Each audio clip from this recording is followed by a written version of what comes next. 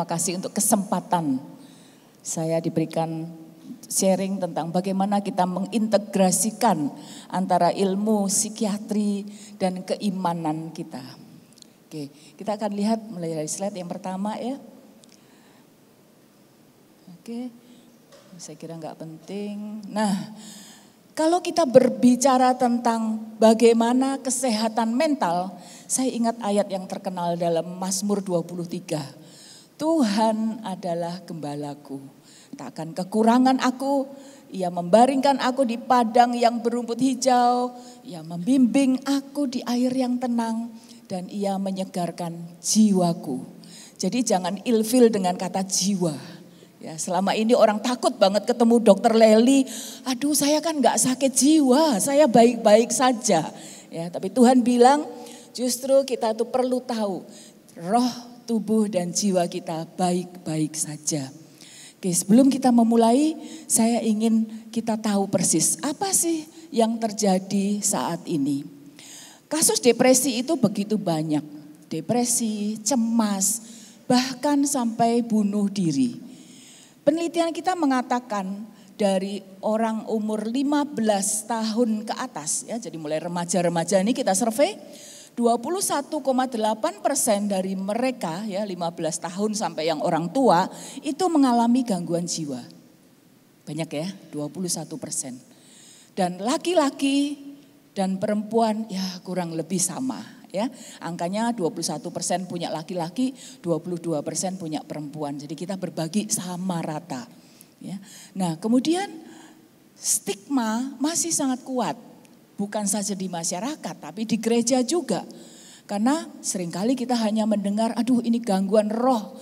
Kita doakan, kita tengking semua roh-roh jahat keluar dari tubuhnya. Sudah sih, sudah keluar karena sudah diusir kan dalam nama Tuhan Yesus, roh jahat keluar. Tapi kok masih sakit, masih kacau bicaranya. Nah, itulah yang dikatakan gangguan jiwa. Ya, jadi iman, kesehatan mental itu kita pelajari karena itu semua ada hubungannya. Nah, respon untuk kita tanggap bencana di Indonesia itu seperti ini ya. Tadi saya katakan ada gangguan jiwa yang laki dan perempuan sama. Ada satu lagi pembagian gangguan jiwa yang ringan yang namanya gangguan mental emosional. Jadi masih hanya baru-baru saja, cemas, mudah marah ya, mental emosional yang terganggu. Dan satu lagi yang gangguannya berat. Ya, jadi angka ini menunjukkan 14 juta orang itu gangguannya tergolong ringan. Namanya gangguan mental emosional. Kalau di masyarakat sering dibilang ODMK, orang dengan masalah kejiwaan. Tapi yang kanan, yang 400.000 orang ternyata berat. Orang dengan gangguan jiwa. Kita sering ngolok-ngolok, ini ODGJ, orang dengan gangguan jiwa. Ya, jadi ada dua hal, kita nanti akan lihat sama-sama. Nah, apa itu kesehatan mental? Menurut WHO, kesehatan mental itu adalah sejahtera, jadi well-being, sejahtera. Dan itu kita golongkan kelompok-kelompok gangguannya ada penyakit penggolongannya di DSM namanya, DSM-5 atau kita pakai ICD-11. Ternyata ada 3 faktor di sana. Yang pertama adalah biologis, artinya biologinya badan kita ini, biologisnya kita. Yang kedua psikologis kita nilai. Dan yang ketiga itu sosial. Nah, sekarang apa kaitannya dengan tingkat pengangguran di Indonesia? Pengangguran di kita tuh masih banyak banget ya. Jadi kalau kita lihat orang yang menganggur sosialnya terganggu. Karena kita malu, gak kemana-mana, diem aja menganggur. Ya, lama-lama karena kita duduk diam mungkin psikologis kita stres juga rasanya ya, emosi orang nanya kok gak kerja, hari ini mau kemana, ya, kita gak bisa jawab karena memang gak kerja ya. Jadi angka pengangguran ikut berdampak buat kesehatan mental kita. Kemudian kesulitan akses untuk tahu cari bantuan kesehatan mental sampai hari ini diakui memang susah banget. 43% orang mengatakan kalau ada gangguan, ya udahlah kita selesaikan sendiri. Diam-diam aja, malu kalau kita ngomong-ngomong. 43% seperti itu. 19% mengatakan kita nggak tahu mau kemana. Ya, anak tidur di kamar nggak mau keluar-keluar nangis terus misalnya. Ditanya nggak mau jawab, ya orang tua bingung mau dibawa kemana. Ya. Jadi ini akses yang begitu susahnya dan sama-sama diakui oleh semua generasi. 7 gangguan jiwa yang paling banyak saat ini ya, di dunia, satu memang depresi. Ya. Bayangkan sekian ratus juta orang depresi di dunia. Jadi kalau diproyeksikan tadi 20% tadi, wah kita juga dapat berjuta-juta di Indonesia. Yang kedua itu gangguan cemas. Ya, gangguan cemas juga banyak sekali. Yang ketiga schizofrenia.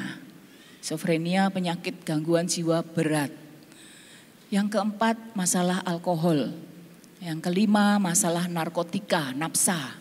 Yang keenam populer banget nih bipolar. Orang bilang wah ini bipolar ini, NPD ini semua. Semua menduga-duga gangguannya. Yang ketujuh gangguan makan, ya benar kan? Gangguan makan ternyata juga gangguan jiwa ya. Jadi tadi yang menjawab itu tadi, gangguan jiwa nggak suka makan sama yang makan kebanyakan. Karena kalau kita marah, ada loh orang yang marah itu terus supaya meredakan marahnya dia masukkan makanan banyak-banyak ke mulutnya. Nah, dengan itu marahnya reda ya. Jadi ibu-ibu bikin makanan yang enak untuk meredakan marah suami-suami. Nah, kenapa ada gambar otak di sana ya? Di kepala kita ada otak ya, sebagian besar isinya otak. Dan ternyata dia menguasai, gangguan jiwa itu dikuasai oleh otak kita ya. Jadi kenapa dibilang biologi? Ternyata di dalam otak ini mengatur gangguan-gangguan supaya biologi kita itu aman. Nah, ini angka-angka tadi yang ditunjukkan. Ternyata 65% itu mengatakan, ya saya ngerti kok gangguan jiwa. 35%, saya nggak ngerti apa sih kesehatan jiwa itu. Kayaknya enggak deh, kita nggak pernah kok gangguan jiwa, kita baik-baik saja. 35% orang mengatakan tidak mengerti. Ya. Nah kemudian bagaimana pandangannya terkait kesehatan mental? Orang mengatakan oke, sehat mental kalau kita bahagia. Wah yang enggak bahagia berarti enggak sehat mental. Terus 32% mengatakan kalau sehat fisik baru kita bahagia. Kemudian ada lagi satu yang agak aneh jawabnya, 23% orang itu mengatakan ya kalau enggak gangguan jiwa. Ya, padahal pertanyaannya gangguan jiwa itu apa? Ya kalau enggak gangguan jiwa. Jadi itu bingung jawabannya ya. Nah, bagaimana dengan bunuh diri? Bunuh diri ini susah banget dibuktikan ya. Karena kadang-kadang orang sengaja mencari supaya enggak kelihatan. Saya mau cari cara supaya orang mengatakan saya kecelakaan, menabrakkan diri sengaja. Jadi dicatat oleh polisi meninggal karena kecelakaan lalu lintas. Padahal dia sengaja nih nabrak, jalan kenceng-kenceng ditabrakkan kendaraannya. Bunuh diri sebetulnya. Ya. Nah angka bunuh diri ini sebetulnya sudah diperhatikan benar-benar oleh pemerintah kita. Sehingga semua puskesmas diharapkan punya layanan psikologis. Tapi hari ini belum. Ya, jadi target kita 2024 kemarin 500 puskesmas punya layanan psikologis. Dikirimlah psikolog-psikolog ke puskesmas. Ya. Kemudian kita lihat anggarannya, ternyata anggarannya nggak cukup. Karena yang dianggarkan di sektor kesehatan dialokasikan untuk jiwa hanya 5%. Ya. Yang anggaran yang dihabiskan oleh kita ternyata banyak banget untuk kanker, ngabisin duit banyak. Untuk cuci darah, ya, untuk gangguan jiwa 5% aja anggarannya. Ya. Nah bagaimana kita sebagai umat Kristiani memandang manusia itu berharga di mata Tuhan. Jadi kalau kita melihat penciptaan manusia, Tuhan menciptakan bukan sekedar firman, tapi juga dengan satu rancangan khusus. Mari kita buat sesuai dengan gambar dan rupa kita. Kita dibuat serupa dengan Tuhan. Jadi itu sebuah harga diri martabat yang luar biasa diberikan untuk manusia. Ya. Kemudian kalau kita lihat dalam terjemahan bahasa Indonesia sehari-hari mungkin lebih jelas ya. Semoga Allah sendiri memberikan kita sejahtera, menjadikan kalian orang yang sungguh-sungguh hidup untuk Allah. Dan semoga Allah menjaga dirimu seluruhnya, roh, jiwa dan tubuhmu. Sehingga tidak bercacat pada waktu Tuhan Yesus datang kembali. Bagaimana kita mengintegrasikan antara iman kita dan ilmu psikiatri atau ilmu kesehatan mental. Sampai hari ini kita butuh terapi medis dan spiritual itu saling mensupport. Ya. Doa, ibadah itu melengkapi pengobatan, bukan menghilangkan. Dan peran kita sebagai psikiater Kristen itu adalah membuat bagaimana sentuhan iman itu lebih sensitif lagi. Kita akan mendoakan, kita akan memberi kekuatan, jadi bukan menjatuhkan. Ya. Sayangnya stigma yang ada sampai hari ini, meskipun kesadaran kita tentang mental itu lumayan ya, tapi stigma negatif ini tetap jadi penghalang. 60% orang yang depresi enggak mau cari bantuan. Dia bilang, nanti aku dianggap lemah, dianggap enggak punya iman, dianggap tidak stabil. Ya. Dan budaya tabu itu biasanya kita bisik-bisik di mana-mana. Dia loh, tadi diperiksa, tadi masuk ruangannya dokter Leli. Padahal dia ketemu saya karena kita teman lama waktu SMP dulu. Ya. Tapi sudah dicurigai, ini pasti gangguan mental dia. Nah, data BPJS kita 2025, 10% fasilitas kesehatan mental di Indonesia yang memenuhi standar, ya, hanya 10% loh.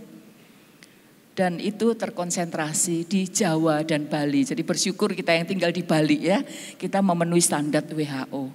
Tapi sayangnya di seluruh Bali cuma 2 yang terima kalau orang dengan gangguan mental yang mau dirawat. 1 rumah sakit Sanglah, sekarang berganti nama jadi Ngurah, tempat saya bekerja.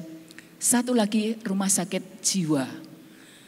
Saking takutnya orang menyebut rumah sakit jiwa, sekarang diganti namanya rumah sakit saja. Jiwanya dihilangkan. Karena di sana bekerja orang-orang dokter spesialis yang bukan jiwa juga.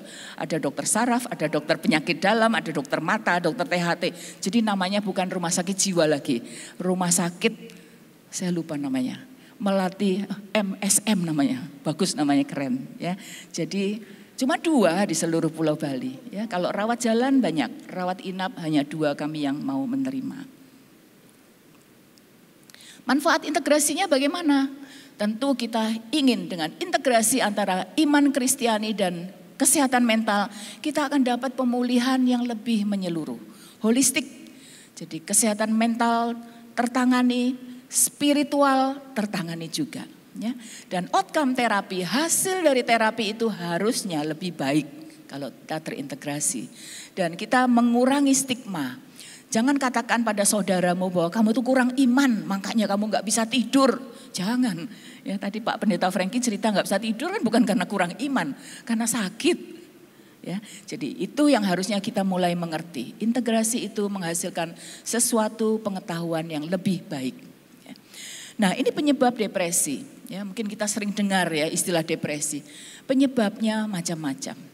Ya, depresi itu mulai sedih, lelah, nggak mau keluar rumah, rasa nggak berdaya. Ya, penyebabnya banyak.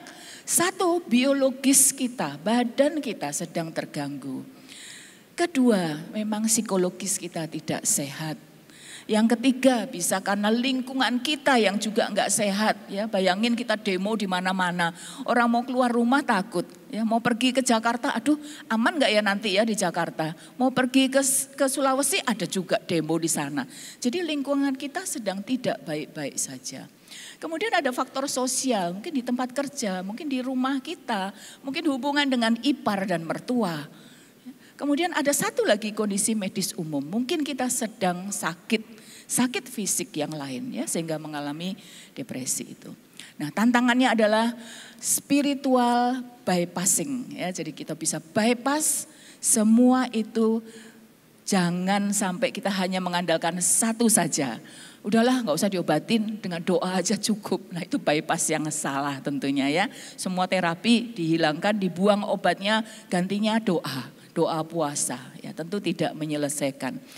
Dan yang kita hadapi saat ini, pasien itu suka memberhentikan obat sendiri. Saya udah sembuh kok, nih buktinya saya udah bisa tertawa, happy ya, jadi nggak perlu lagi kita berhentikan obat. Kemudian edukasi di antara jemaat dan keluarga-keluarga itu seringkali memang masih kurang ya, sehingga kita perlu hadapi tantangan-tantangan seperti ini. Salah satu psikolog mengatakan, kita penting menekankan kurikulum kesehatan mental di sekolah, edukasikan sejak SD. Saya bersyukur sekolah Tunas Daud bukan cuma SD, dari TK, dari playgroup kita sudah gembar-gemborkan. Kesehatan mental itu penting loh, sama kayak kesehatan fisik, ya. Dan itu bisa mengurangi stigma untuk membantu mendeteksi dini semua gangguan emosional. Ya.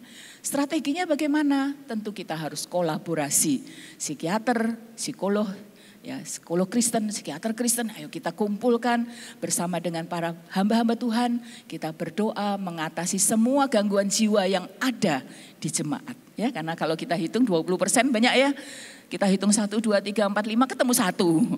Coba tengok ke kanan, 1, 2, 3, 4, 5 ketemu 1 lagi, 20%. Nah kemudian kita harus berani menganamnesis, mewawancara, ya. Hal-hal yang sensitif secara iman pun kita harus bicarakan. Ya. Edukasi di gereja, di komunitas, bahwa mental health itu penting buat kita. Kemudian kita mulai merawat diri kita sendiri. Bagaimana menjaga supaya kita tetap sehat jiwa. Ya. Ini ilustrasi kasus. Ada satu penyakit yang namanya skizofrenia. Orang sering menyebutkan dia itu kerasukan ya. Gak sadar dengan dirinya. Ya. Skizofrenia bukan kerasukan. Ya. Ternyata penyebabnya 3 hal. Biologinya dia, psikologisnya dia, dan sosialnya dia. Nah gejala utama skizofrenia itu sangat gak enak. Ya. 1, ya, minimal ada 1 dari 3 gejala ini. 1 yang namanya waham. Ya, waham kalau kita baca buku-buku bahasa Inggris ada delusi di sana. Keyakinan yang luar biasa salah. Keyakinan salah. Dia yakin bahwa di depan situ ada musuh yang sebentar lagi membunuh dia. Salah kan? Padahal semua ini baik-baik, sayang pada orang itu. Ya. Kemudian yang kedua, cara atau proses berpikir salah. Jadi proses berpikirnya benar-benar tidak rasional. Dia keluar malam-malam misalnya, hujan keras dia keluar, kemudian orang mengambil dia, mengajak, pulang dong ngapain malam-malam keluar. Enggak, aku memang mau jalan-jalan kok. Iya tapi ini jam 1 dini hari, ya enggak apa-apa biarin aja. Cara berpikirnya salah. Ya. Kemudian yang ketiga yang lebih serem ada halusinasi. Kita yang punya panca indera, kita bisa menilai sekitar kita. Nah orang yang skizofrenia dia memiliki salah pendengaran. Ya. Ada orang di sana ngomong-ngomong dia katakan ngomongin aku itu dia. Ya. Yang lebih parah lagi tidak ada orang di sekitarnya dia bilang ada suaranya di sini. Suaranya mama tuh kedengaran di sini kencang banget marah-marah terus. Padahal mama tidak di situ. Halusinasi dan itu semua panca indera bisa kena. Ya, halusinasi pendengaran, halusinasi mata ya. Kalau halusinasi mata itu membuat repot kita di rumah sakit. Hari ini dibilang sama suster, di pojok situ ada makhluk suster, aku gak mau di kamar ini, aku mau pindah. Aduh kita kasih motivasi apa-apa semua gak mempan. Udah kita pindahin kamar yang lain, yang kosong, kebetulan ada yang kosong.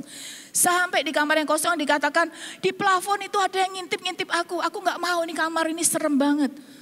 Pindah lagi, capek kan petugasnya kita mindahin dia terus. Ya, ternyata halusinasi matanya, penglihatannya. Ya. Nah itu kombinasi gejala. Terapinya bagaimana? Ternyata terapinya satu yang dibutuhkan itu psikofarmaka, obat.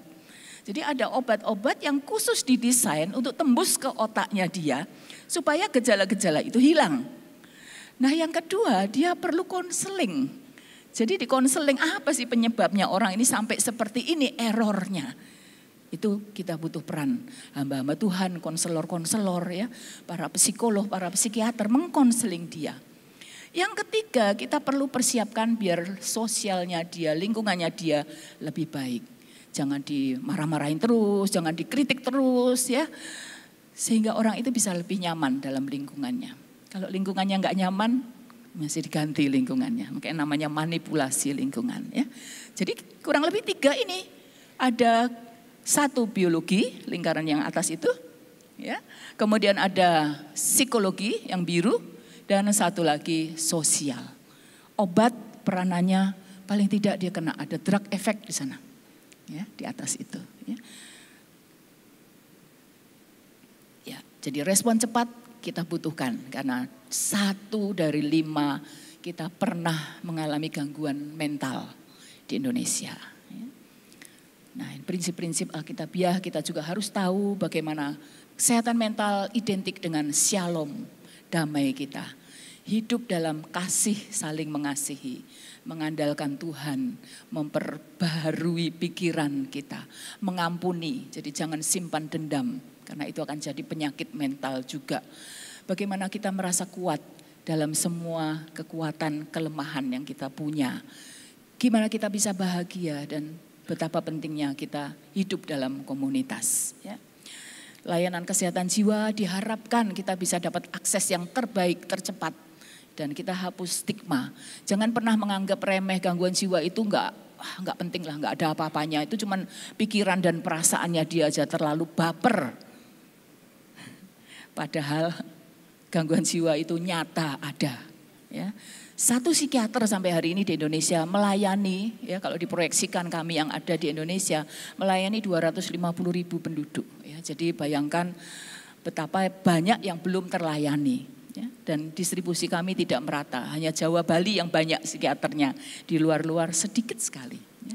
Rumah sakit jiwa, bangsal jiwa, jumlahnya belum banyak. Ya, di Rumah Sakit Sanglah tempat saya bekerja, baru ada kita dialokasikan 24 tempat tidur dari 1.000 lebih.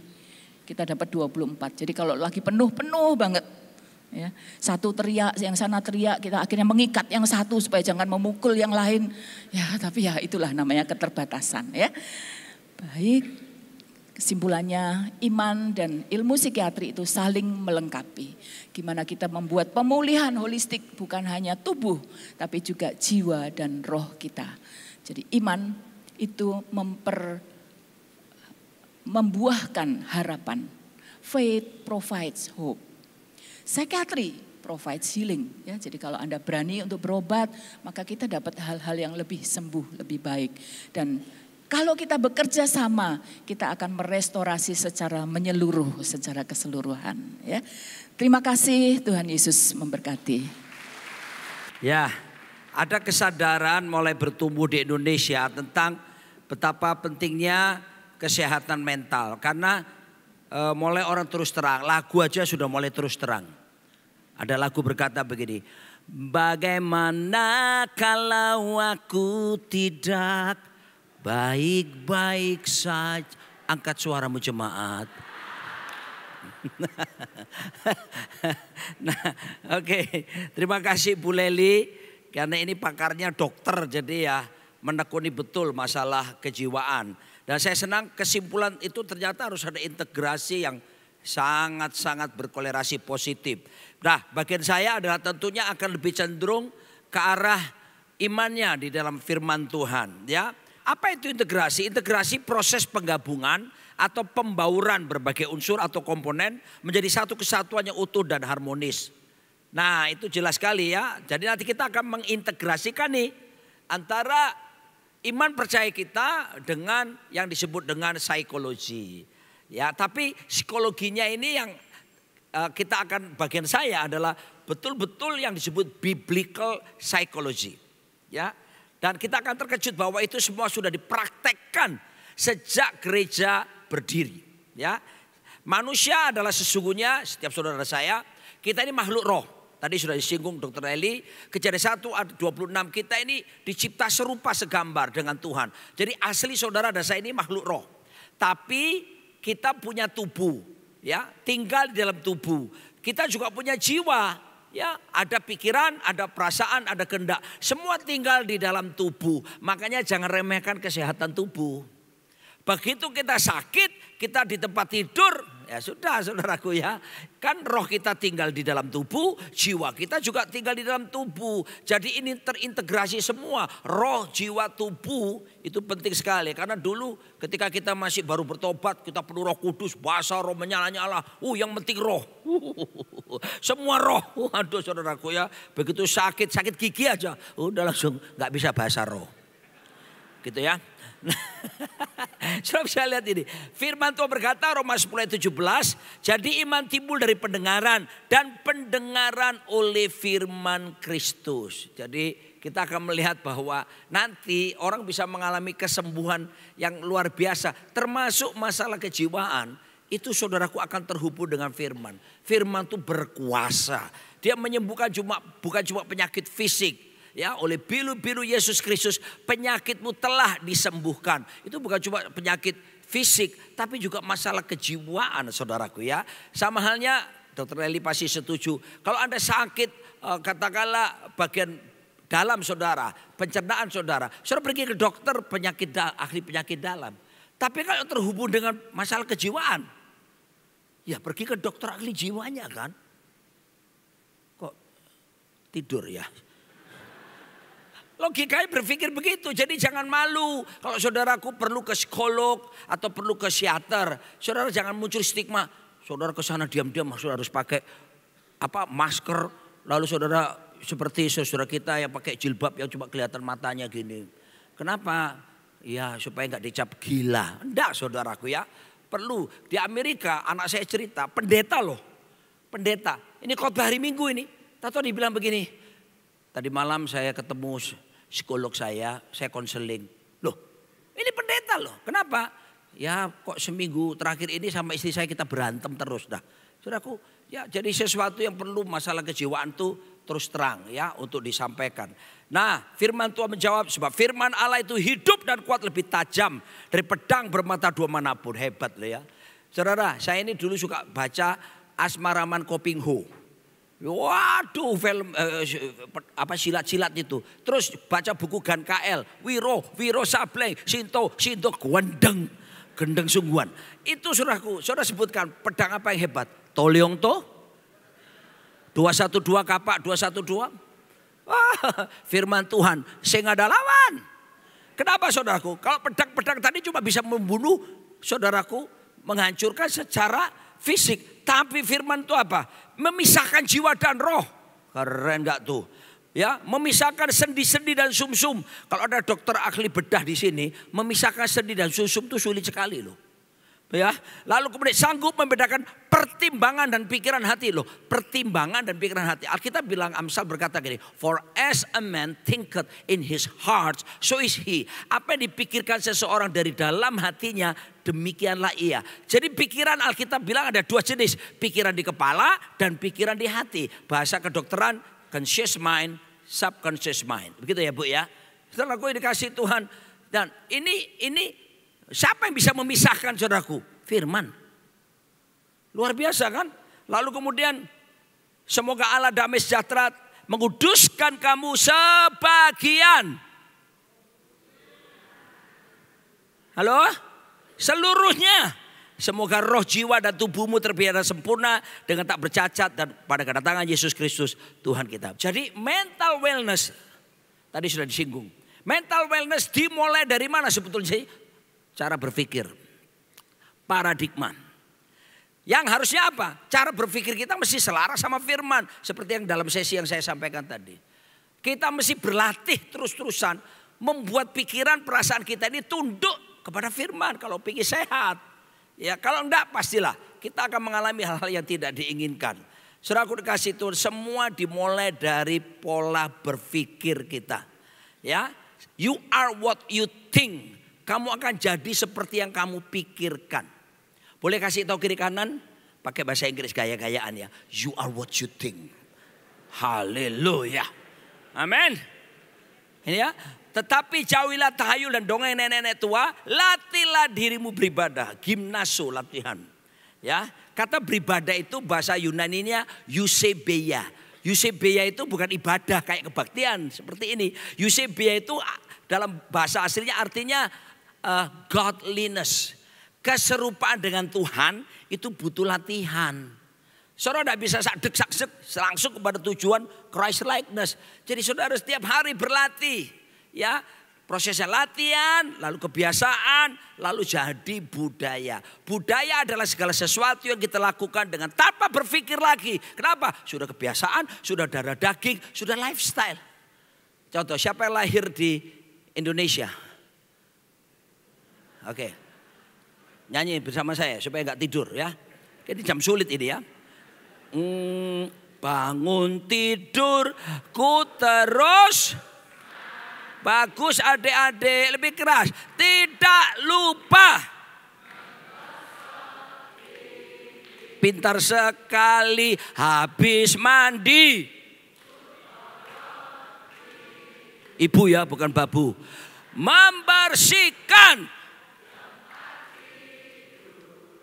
Tepuk tangan adik-adik. Keserupaan dengan Kristus perlu latih. Saya tanya, ada nggak tadi pagi Anda bangun tidur, Anda duduk di sofa, ya bukan di sofa, di tempat tidur, Anda tidak langsung berdiri tapi Anda pegang kepala mengukul-ukul gini, ngapain? Oh iya mandi, ada? Kalau ada, Anda berarti stres, betul ya Bu ya? Yang namanya mandi, sikat gigi itu budaya, nggak perlu mikir kan? Kenapa? Dari kecil udah latihan mandi. Lalu kemudian jadi kebiasaan mandi kan? Semua umur kita di sini budaya mandi sekarang. Kecuali ada yang bingung. Saya juga tidak tentu Pak jadwal kayak enak saya Pak ya. Kalau lagi kepingin mandi ya mandi. Kalau enggak ya enggaknya pantas saudara ya. Bahasa Ibraninya emam embu. Oke. Nah saya akan tunjukkan pandangan ilahi. Pandangan para ahli. Ternyata saudaraku. Ahli. Pandangan ahli. Saya bilang apa tadi? Memang lidah tak bertulang. Slip of tongues. Kepleset, lidah kepleset. Eric Jackson. Dia seorang PhD profesor dari pastoral care. Dia bilang gini. Gereja telah melakukan psikologi Kristen sejak didirikannya. Sebelum kata psikologi itu muncul, sebelum ilmu yang disebut psikologi muncul, gereja telah mempraktekkan hal-hal yang dilakukan secara psikologis. Ini para ahli berkata, gereja membahas masalah-masalah pemikiran, emosi, hubungan, dan itulah inti dari psikologi. Sudah dipraktekkan sejak gereja berdiri saudara. Lagi Thomas Oden dari Theologian Author, dia pengarang juga. Jauh sebelum psikologi menjadi profesi tersendiri, para pendeta terlibat dalam kegiatan-kegiatan yang membutuhkan kebijaksanaan psikologis. Walaupun waktu itu masih belum bisa membedakan antara kesurupan dengan skizofrenia, dengan masalah kejiwaan. Semuanya pokoknya kalau ada orang yang masalah kejiwaan, dulu kita waktu belum ngerti, ini pernah saya lakukan. Tumpang tangan usir dalam nama Yesus. Setan keluar. Sakit jiwa ya saudara. Orangnya masih bukan setan ternyata saudara ya. Makanya kita perlu belajar masalah-masalah seperti ini ya. Supaya tidak semuanya main tengking semuanya gitu ya. Butuh pendampingan, butuh konseling seperti itu ya. Kadang-kadang ada orang sakit hati. Saya pernah ke kota Kinabalu, KK. KKR ada ribuan anak muda dari SIB waktu itu. Waduh ada yang anak perempuan pemain tamburin. Dia lebih tinggi dari saya, ngamuk. Wah. Lalu kemudian dipegang sama 4 laki-laki. 4 laki-laki dilemparkan sini. Brak. Waduh akhirnya singkat cerita saya bilang bawa ke ruangan khusus. Nah, sampai di sana saudaraku saya layani. Apa yang terjadi saudaraku? Begitu saya tegur dalam nama Yesus. Karena dia merontor, setan keluar. Tambah ngamuk. Untung saya melek, kalau enggak saya dihantam saudaraku. Makanya saudaraku pelayanan-pelayanan seperti itu. Jangan sudah merem terus gini ya. Perhatikan gerakan tangannya, gerakan kakinya. Kalau enggak saudara pulang begini saudara. Dihantem. Aduh maklum Pak Franky saya harus berimprove. Kalau ini jam sulit Pak Franky. Oke. Lalu kemudian apa yang saya lakukan? Saya tengking-tengking enggak mau keluar. Apa? Saya tanya Roh Kudus apa ini Roh Kudus? Malu kan dilihat orang Malaysia kan enggak keluar-keluar. Roh Kudus kasih tahu. Gak usah ditengking, dia kepahitan. Suruh ngampuni. Terus saya tanya, terus saya tenangkan. Tenang dia. Kamu sakit hati ya, kepahitan. Nangis. Aduh itulah perlu pimpinan Roh Kudus. Udah nongking-nongking. Kadang-kadang gitu kan. Saudaraku yang terjadi. Kenapa kamu? sakit hati sama bapaknya. Bapaknya melakukan tindakan kekerasan dan saya bilang, kalau kamu kepingin sembuh, kepingin ampuni, mengampuni. Singkat cerita, mau mengampuni. Saudaraku begitu, saya doakan mengampuni. Dalam nama Yesus, saya lepaskan pengampunan saya. Wajahnya langsung amin, bersinar deh. Enggak mencak-mencak lagi, sembuh dia. Nari-nari lagi dia. Oke. Jadi mesti ngerti, bedakan. Betul ya Pak Bu Dokter? Pandangan ahli, ini keren. Ini adalah pionir dari ilmu psikologi. Kalau saudara, ibu pasti tahu kan Albert Ellie. Ini ateis, tidak percaya Yesus. Apalagi Alkitab, jelas tidak percaya. Tapi waktu dia perhatikan praktek-praktek penanganan psikologis yang berdasarkan firman Tuhan, dibuat statement keren begini. Dia berkata begini, saya bisa dengan yakin mengatakan bahwa Alkitab adalah buku pengembangan diri yang telah memungkinkan lebih banyak orang untuk membuat perubahan kepribadian dan perilaku yang lebih luas dan intensif daripada semua terapi profesional digabungkan. Keren. Jadi semua terapi-terapi ilmu psikologi yang hebat-hebat itu digabungkan sekalipun tidak pernah bisa menandingi kekuatan Alkitab yang berisi firman Tuhan. Karena Alkitab firman Tuhan selalu orang Ambon bilang sing ada lawan. Amin. Haleluya. Nah, saya akan tunjukkan sedikit sejarah psikologi tahun 1855. Ini yang berhubungan dengan biblical psychology maksudnya ya.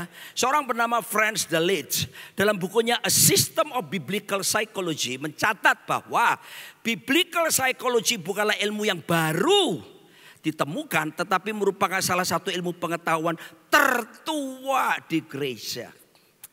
Lalu 1856, nah ini semua pasti tahu kan Sigmund Freud. Ini bapak psikologi juga kan. Dia pendiri dari talk terapi modern.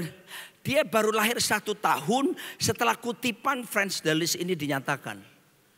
Jadi saya harus beritahu pada saudara, biblical psychology yang bersumber kepada firman Tuhan itu lebih dulu ada. Seharusnya kita lebih percaya itu. Halo?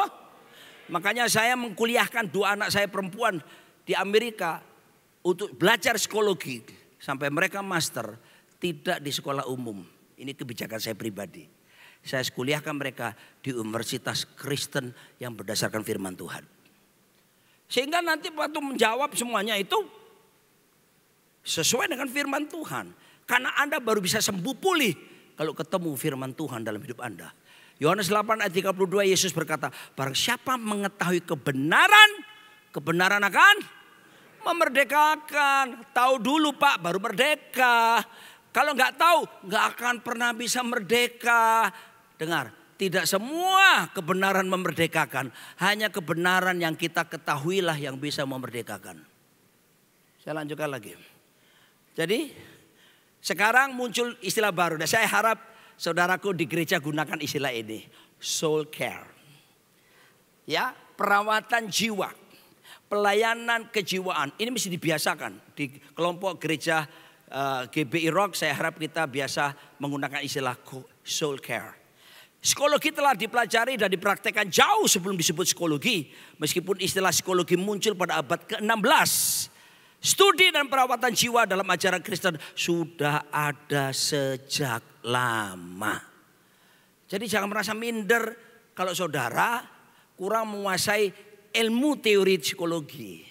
Tapi saudara lebih menguasai firman Tuhan, sekarang tinggal belajar teknik melakukan counseling itu perlu belajar. Saya sendiri dengan istri saya, kita sampai undang pembicara dari Singapura, license resmi. Belajar apa? Seni mendengarkan. Sebab kita hamba Tuhan kalau konseling orang sering ini sebelumnya gini, begitu ngomong sedikit, oh begini ya firman Tuhan mengatakan, orangnya mau ngomong gini, terus selesai tumpangi tangan, terus pulanglah dalam damai sejahtera. Dia pulang matanya gini saudara. Makanya kita dengerin sekarang, oh ngedengerin itu bukan cuma pakai telinga, dengerin pakai apa? Pakai mata, artinya terus pay attention, lihat dia. Dengerin juga pakai apa? Pakai leher. Kenapa? Gak usah toleh-toleh. Dengerin pakai apa? Dengerin juga pakai tangan. Maksudnya apa? Jangan pakai HP terus jawab. Orang gini, oh gitu ya. Oh masa sih? Dengerin juga pakai kaki. Supaya apa? Kamu duduk aja, nggak usah jalan-jalan.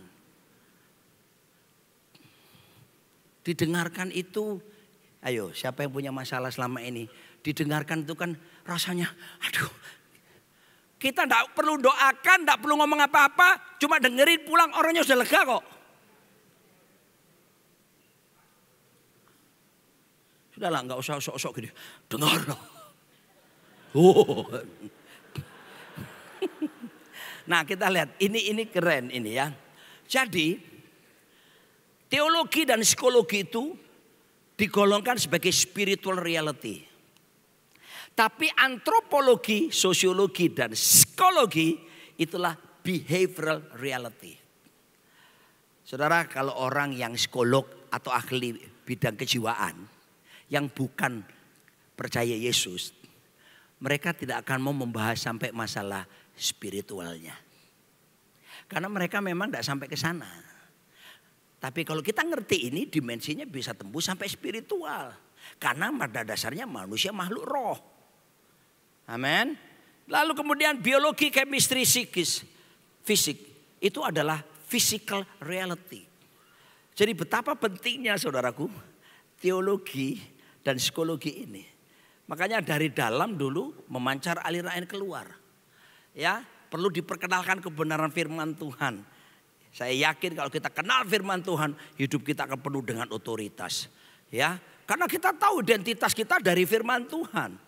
Kita nggak akan diombang-ambingkan oleh kata orang. Kita harus lebih percaya apa yang firman Tuhan katakan tentang kita, lebih daripada orang lain katakan tentang kita. Kita harus lebih percaya apa kata firman Tuhan tentang kita, lebih daripada diri kita sendiri pun berkata tentang kita.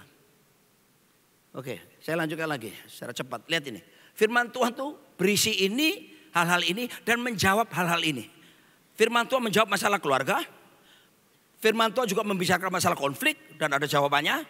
Firman Tuhan membicarakan masalah conversation, kekecewaan, kekhawatiran, masalah parenting, masalah kehilangan duka cita. Ada semua firman Tuhan. Masalah bisnis, sukses, pekerjaan, keuangan, pendidikan, pengharapan, komitmen, keputusan-keputusan. Semua ada di Alkitab.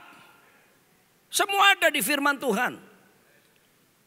Makanya jangan gengsi dengan Alkitab saudara. Kita enak sekarang sudah pakai apa namanya? Oke.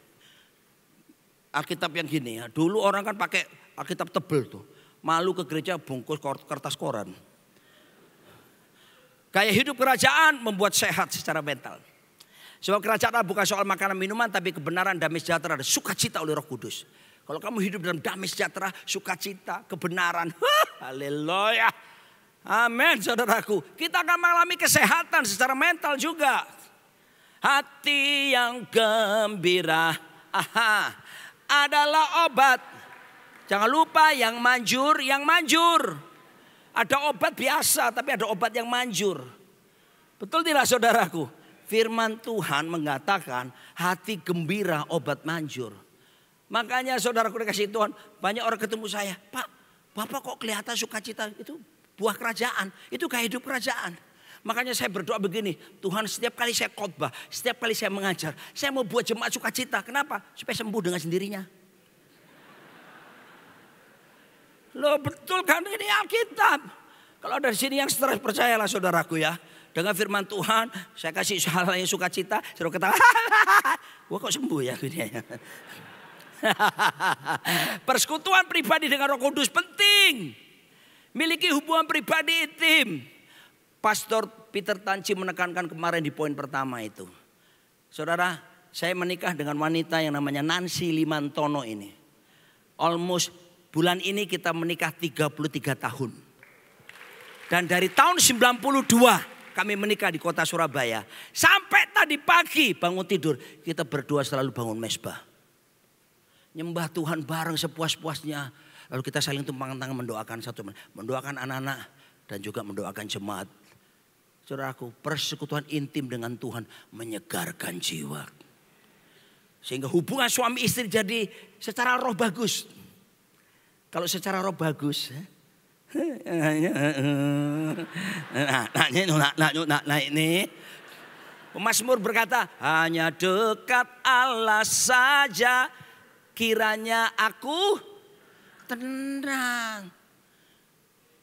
Tuhan adalah gembalaku, ia menuntun, ia menyegarkan jiwaku. Sudahlah, sudah. Ayo bergaul intim sama Tuhan. Nanti malam kita akan ada khusus di sini malam pujian penyembahan. Saya akan sharing lebih dalam lagi. Amin. Supaya kita ketemu Tuhan secara pribadi. Orang Manado bilang malelejo. Oke, terakhir. Pengalaman Johan Hari. Ini siapa dia? Jurnalis terkenal. Dia membuat buku Lost Connection. Kenapa? Dia ini depresi berat bertahun-tahun. Udah datang ke psikolog, ke psikiater, gak sembuh-sembuh. Saudaraku, bagaimana dia sembuh? Hidup berkomunitas. Jangan pernah sendirian. Hanya Tarsan yang bisa melakukan. Dan itu pun cuma mitos. Bergelantungan dari pohon satu ke pohon berikutnya. Sambil berkata, disertai monyet. Kasih tahu kiri kanan. Jangan pernah sendirian. Terus yang kedua, lagi katakan, kamu bukan Tarsan. Yang ketiga, apalagi monyetnya. Dia bilang begini, ketika orang berpegang pada satu sama lain, masalah yang sebelumnya mustahil dapat mulai terpecahkan. Ini penting. Temannya namanya Nuriye ingin bunuh diri. Tuncai dikurung di rumah sakit jiwa. Mehmet akan dikeluarkan dari sekolah. Apa yang memecahkan masalah mereka? Bagi saya komunitas yang berdiri di samping mereka. Berkomitmen untuk berjalan mendampingi mereka. Mereka perlu komunitas. Pak Fregi tadi di Rockman bercerita tentang kehidupan komunitas di rumah beliau. Itu menyembuhkan. Amin. Haleluya. Jadi yang belum ikut komunitas di sini, bertobatlah. Sebab kerajaan sorga sudah dekat. Dan yang terakhir adalah, nah, Yesus berkomunitas. Dia berkomunitas dengan 3 orang, Petrus, Yohanes, Yakobus, 12 orang, 70 orang, bahkan 500 orang waktu dia naik ke sorga. Jadi struggle bukan selalu artinya kita punya iman yang lemah. Two things can be true at the same time. Saudaraku, 2 hal itu bisa benar adanya dalam waktu yang sama. Bukan berarti kalau saudara orang beriman, saudara bukan berarti tidak punya pergumulan. Betul kan? Elia itu kurang apa? 450 Nabi Baal tuh. Dia berdoa, api datang. Tapi begitu dihancam Isabel, dia stres, lari dia. Saudara bilang dia bukan orang beriman? Jangan gampang menghakimi orang lain. Semua orang ada proses yang Tuhan izinkan terjadi. Saya tutup dengan yang ini. Penting di gereja kita masing-masing punya ministry of presence and empathy. Turutlah bergembira dengan orang yang bergembira, menangislah dengan mereka yang menangis. Roma 12 ayat 14. Jadi jangan hakimi orang lagi punya masalah kejiwaan. Saudaraku ya, lihat teman-teman daripada si Ayub. 7 hari pertama duduk tanpa ngomong. Cuma duduk tok. Tapi sayang, kemudian teman-temannya mulai cerewet. Akibatnya menghakimi. Tapi saudara lihat ini, saya tutup dengan ini. Jadi kalau ada temanmu, saudaramu atau siapapun yang punya masalah kejiwaan. Saudara jangan bilang gini, kurang iman kamu. Kamu tidak doa puasa sih. Baca Alkitab gimana? Doamu berapa jam? Tidak usah gitu. Katakan sama mereka begini. Wow, pasti sulit ya keadaanmu. Gitu dong. Wajar-wajar aja. Ayo, you are not alone. Ayo kita jalani bareng. Apa yang kamu gumulkan saat ini. I'm your friend. Aku temanmu. Terus kamu dong, how do you feel? Gimana perasaanmu? Jangan sekali-kali begitu telepon, makan yuk, makan. Nah, sudah tahu temanmu stres ngajak makan, tambah makan banyak, gendut dia nanti. Telepon, gimana perasaanmu? Betul kan? Yang berikutnya, ya, I'm here for you. Miliki telinga dan hati yang mendengarkan. Ngomong sama dia. Aku ada di sini untuk bisa mendengarkan kamu. Silakan kamu ngomong aja. Sekarang kami berdoa kalau konseling. Saya karena sudah belajar kan. Ilmu mendengarkan.